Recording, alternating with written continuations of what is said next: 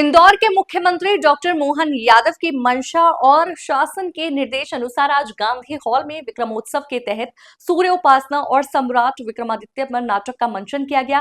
इस आयोजन में जल संसाधन मंत्री तुलसीराम सिलावट और महापौर पुष्यमित्र भार्गव, विधायक और कलेक्टर कमिश्नर की उपस्थिति में सूर्य को अर्घ्य अर्पित किया गया। कार्यक्रम का मुख्य उद्देश्य गुड़ी पड़वा के पर्व को पूरे प्रदेश में धूमधाम से मनाना था।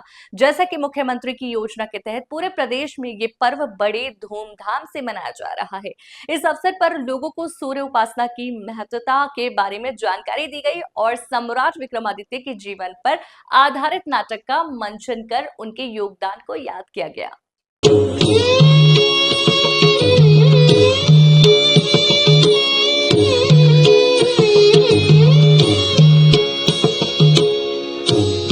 दूर निशान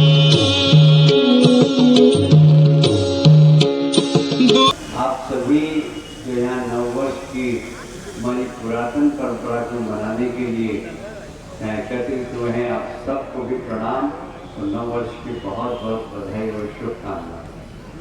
हमें हमारे इतिहास पर गर्व करना चाहिए, हमारे ऋषि मुनियों पर गर्व करना चाहिए, हमारे धर्म ग्रंथ पर गर्व करना चाहिए, हमारी ऋषि परंपरा पर गर्व करना चाहिए। हम सब सौभाग्यशाली हैं कि दुनिया का काल गणना केंद्र कभी उज्जैन हुआ करता था, अब वह काल गणना केंद्र स्थानांतरित हो गया। पर आज भी विश्व का सबसे वैज्ञानिक काल गणना का कैलेंडर यदि किसी परंपरा का है तो वो भारतीय परंपरा का है और हमारे ऋषि मनीषियों का एक महाप्रसाद, और इस पर हर भारतीय को गर्व करना चाहिए और नया वर्ष मनाना चाहिए। हम किसी परंपरा के किसी कैलेंडर के विरोधी नहीं है, पर वास्तव में जो वैज्ञानिक कैलेंडर है, जो काल गणना को जीरो के दशमलव के 1000वें अंश तक पूरे ग्रहों की काल गणना करता, वह काल गणना का प्रमाणिक यदि कोई कैलेंडर है तो हमारा है, और इस बात पर हमें गर्व करना चाहिए। और एक बार हम सब विश्व का काल गणना का केंद्र उज्जैन बनाए, इसके लिए हम ईश्वर से प्रार्थना करते हैं कि उज्जैन विश्वकर्मा का काल केंद्र फिर से बने। हमारे यशस्वी मुख्यमंत्री जी ने भी नव वर्ष गुड़ी पड़वा सारे प्रदेश में मनाने का निर्णय लिया है। आज हर जिले में गुड़ी पड़वा का नव वर्ष सरकार की ओर से भी बन रहा है, समाज की ओर से भी बन रहा है। मुझे याद आता है जब हम 2000 में पहली बार हमने नववर्ष मनाया गुड़ी पड़वा का, तो लोगों ने कहा ये क्या है। एक पुलिस के बहुत बड़े अधिकारी थे, उन्होंने कहा भाई ये कौन सा नया वर्ष मना रहे हो, तो उनको बताया तो बड़े खुश हो गए। तो उनकी पत्नी ने मुझे फ़ोन किया कि आपने बहुत अच्छा काम किया, मेरे पतिदेव और मेरे बेटे को भी पता नहीं था, मुझे तो पता था, मैं गांव से आती हूँ, पर मेरे पतिदेव को और मुझे भी नहीं पता था। लोगों को पता ही नहीं कि हमारा चैत्र, अभी यहाँ पर मैं किसी की परीक्षा लेना नहीं चाहता, जनवरी फरवरी मार्च अप्रैल सब बता देंगे, पर चैत वैशाख जेठ आषाढ़ सावन ये बनाने में लोगों को भारतीय कैलेंडर के महीने पता नहीं होते। अपने मन से ही आप पूछना कि क्या हमें भारतीय कैलेंडर के महीनों के नाम याद है। अगली बार जब हम मिलेंगे तो इसी की परीक्षा करेंगे, किसी से भी पूछ के खड़े करेंगे कि जीतू पूछ वाले बताओ जरा भारतीय कैलेंडर के 12 महीनों के नाम, और तीनों फिर उसको इनाम भी देंगे। तो भारतीय कैलेंडर के 12 महीनों के नाम हर भारतीय को याद होना चाहिए। पता है, ये हमारी गौरवशाली परंपरा के बारे में हमको ही जानकारी नहीं। ये बात सही है कि 1000 साल की गुलामी के कालखंड में हम अपनी गौरवशाली परंपरा को भूल गए, तो चाटुकार इतिहासकारों ने हमारी गौरवशाली परंपरा को इतिहास में अंकित नहीं किया। हमारे महापुरुषों की शौर्य गाथा को देखिए, अभी छावा फिल्म देखिए, संभाजी पवार एक भी युद्ध उन्होंने हारा नहीं, ऐसे थे संभाजी, और न झुके न टूटे, चाहते तो भाग सकते थे पर वो भागे नहीं।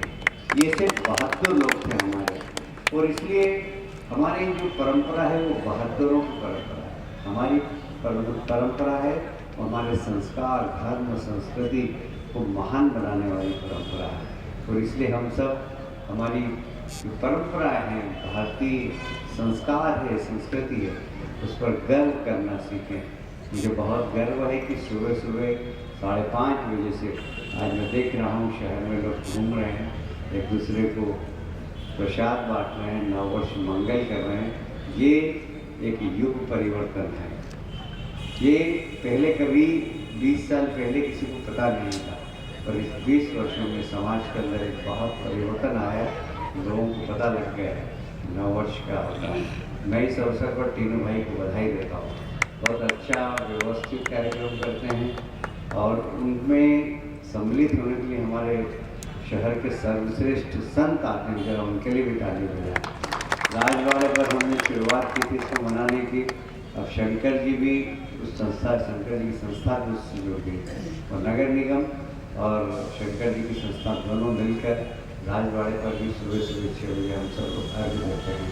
ये परंपरा 2000 से प्रारंभ हुई है, आज 24 साल हो गए उसको, 25वां साल है, रजत जयंती हो गई, तो हम सब तब से मना रहे हैं। और आज देखिए सारे प्रदेश में अगर फैल गया तो उसका श्रेय हमारे मुख्यमंत्री डॉक्टर मोहन यादव जी को, कि आज शासकीय रूप से सारे प्रदेश में गुड़ी पड़वा का उत्सव मन रहा है। तो आप भी अपने बच्चों में ये संस्कार डालें कि आज गुड़ी पड़वा है, नया वर्ष है, सब बुजुर्गों के पेट छू, घर में मिठाई बनाए थोड़ी सी, भले हमको मत बुलाएं, हमको मत खिलाएं, तो कम से कम घर में मीठा बनना चाहिए आज कुछ न कुछ। वैसे आज परंपरा है 5 कोमल नीम की पत्ती खाने का। आयुर्वेद कहता है कि आज के दिन अगर 5 कोमल नीम की पत्ती खाई तो वर्ष भर आप निरोगी रहते हैं। तो 5 नीम की कोमल पत्ती ग्रहण करना, गुड़ धनिया खाना, लोगों को सबको खिलाना, ये हमारी पुरानी परंपरा है। मैं इस अवसर पर एक बार फिर से इस भारतीय नववर्ष के आप सबको बधाई देता हूँ, शुभकामनाएं देता हूँ। इसके आयोजक तीनों भाई को भी बहुत बहुत बधाई देता हूँ। सभी संत चरण आए हमें आशीर्वाद देने के लिए, सब संत चरणों के भी चरणों में प्रणाम करता हूँ। गुड़ी पड़वा हमारे देश का नए वर्ष का सूचक है, संस्कृति का, आस्था का, विश्वास का, प्रगति का, सृष्टि का। इसलिए मैं सभी भाइयों और बहनों को बहुत बहुत बधाई, शुभकामनाएं प्रेषित करता हूं। मैं मुख्यमंत्री का कृतज्ञ हूं कि उन्होंने पूरे मध्य प्रदेश के हर जिले में, हर कोने में ये गुरु पड़वा का पर्व, विक्रम महोत्सव बनाने का जो एक पवित्र काम किया। इस संस्कृति से, इस योद्धा से जो हमको सीखने आने वाली पीढ़ी को इसका संदेश जाएगा, वो अपने जीवन में ग्रहण करेंगे कि विक्रमादित्य क्या थे।